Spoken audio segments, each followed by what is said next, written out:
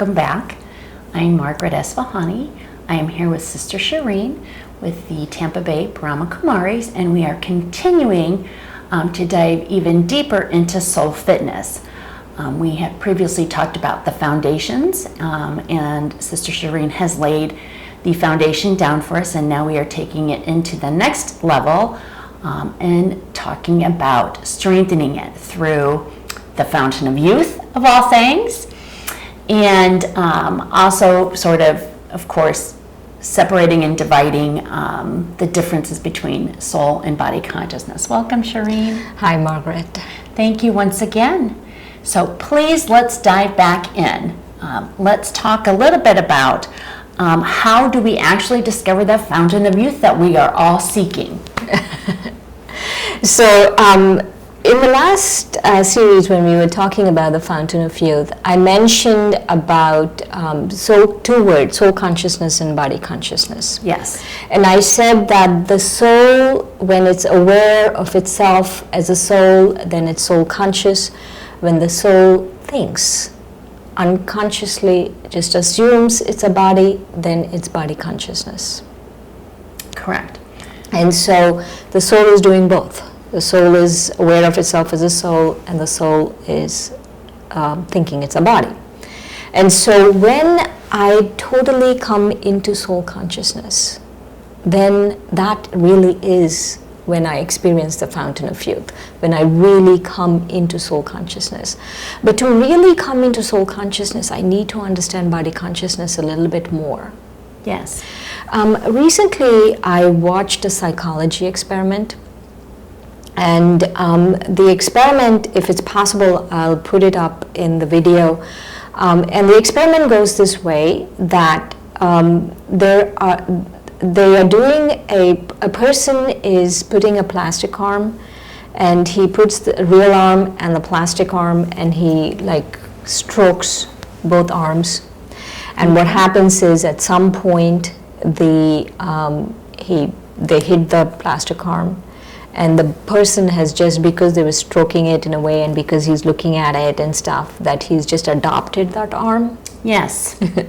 And so they, get startled because they just adopted the arm. They just adopted the plastic arm. Yes. And so in the same way, we've adopted this body for centuries. Body consciousness is not a short-term thing that happened. It's been going on for centuries. So for millennia, people have been body conscious. Yes. And so because we've been body conscious for so long, we just think it's normal, we think it's natural, we think whatever is happening with body consciousness, we think, to get upset that I'm growing older is a good thing. It's to get, I'm a female is normal, or, all of those things. I'm thinking it's normal. Right. But actually it isn't. And so what's happening is that the body consciousness, you could say, is the root of all our suffering. Body consciousness becomes the cause for sorrow for the soul. Very interesting. So please explain a little bit more. Why is the body responsible, if you will, for the soul feeling weak? No, body consciousness is. Body consciousness, forgive me, yes. Because remember, the soul is body conscious. Correct. The body is just an instrument. It's like a knife. Correct. You can't blame the knife for, committing a murder, or you can't blame the knife for doing a good surgery. Correct. And prior, in our previous series, you had made a very good point about it's the soul that thinks. Right. The body doesn't think. The body is just an entity. And we animate this body, and it's an important element of our physical experience, and it's very important that we have it, and it's very important that we have a symbiotic relationship with the body. Yes. This is very important. I want to stress that. Just because we're being soul conscious, that doesn't mean we're neglecting anything to do with the body. Correct. But we have to understand body consciousness as separate from the body. And so what happens in body consciousness is that in body consciousness, I start taking, instead of taking my support, instead of taking my sense of enjoyment, my sense of pleasure or joy, Okay. I don't want to use the word pleasure because it sounds very body conscious, but my joy.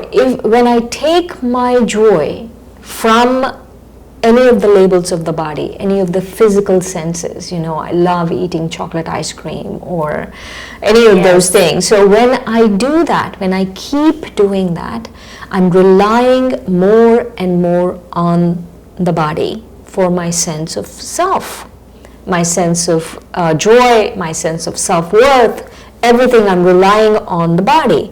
Yes. But if I think it's good to be young and it's not good to be old, is because that's body consciousness. Right, and for all the doctors and the products and everything, you're buying for a physical appearance. You're not necessarily buying a spiritual manual on how to be young at heart forever. Right, and recently I was reading a study of why people do yoga.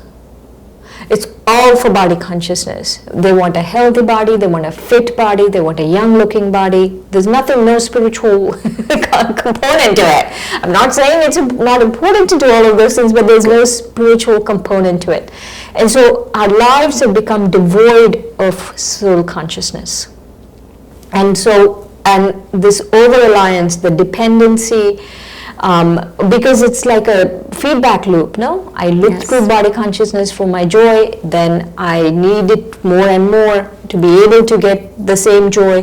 And so I keep investing in body consciousness. So I think that makes perfect sense, because for me, who just lives a routine daily existence, I do get sort of looped in, and I would say probably most of us that are here listening today do as well. So how can you, Shireen, please help us bridge that gap between the soul consciousness and the body consciousness? How can we conscientiously, if you will, for a lack of a better term, bridge the two and strengthen the soul equally, if not more so, than the body? Because the body will go away, but our soul will transcend time. So how can I strengthen my soul? Did I tell you about my 3-step formula? Please. No, you didn't, so please share. 3-step. Practice, practice, practice. Very good. Practice, practice, practice. Makes perfect eventually, right? No, there is a caveat to it. And that is? Good practice makes perfect.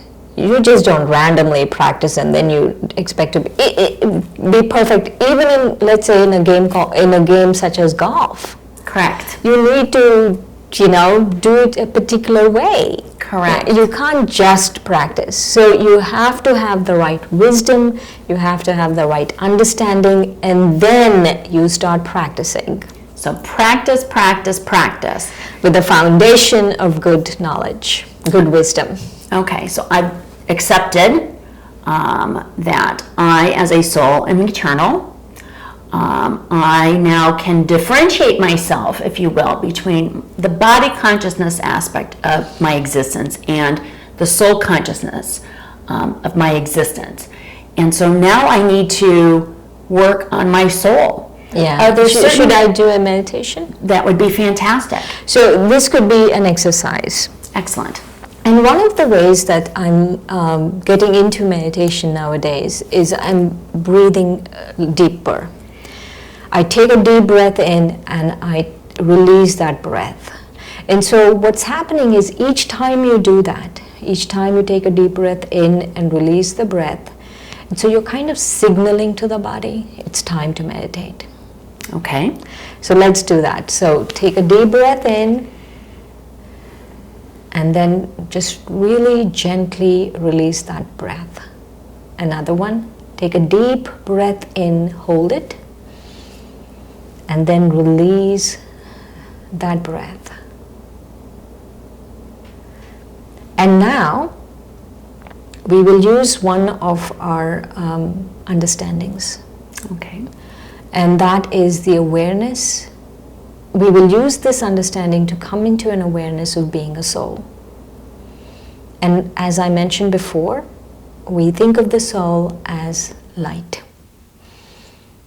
and that the soul is located right here behind this point in the forehead, and you are light and you're right there. So visualize a shimmering star behind your eyes. And now accept that shimmering star, that there is something very similar, and that is you, and that is not physical. It's a metaphysical entity. And as a soul, you're beyond the physical. And your consciousness, and as a soul, you're pulsating, you're alive. You're the animating force in this body. From right here, you animate the whole body.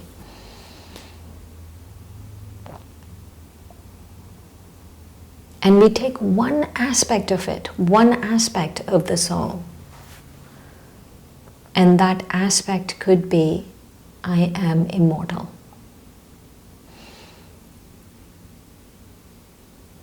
And so let's take that aspect again, go within, connect to yourself as a soul, the animating force of this body as a being of light.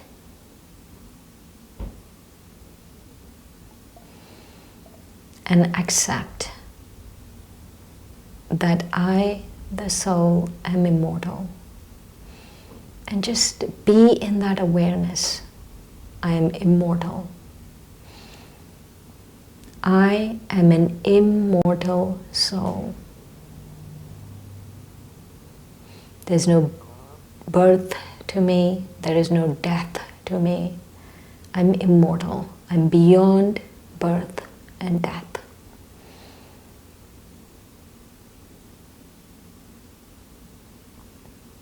And with that thought, come back to this room. That's really beautiful, Shireen. Thank you for sharing. I think maybe all of you may have just experienced a moment of peace, I hope, as did I.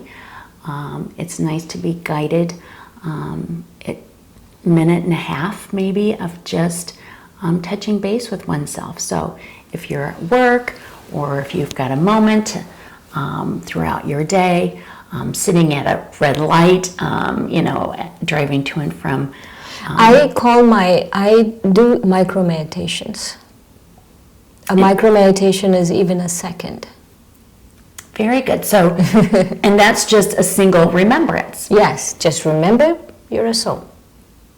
And a macro meditation actually starts with the micro meditation.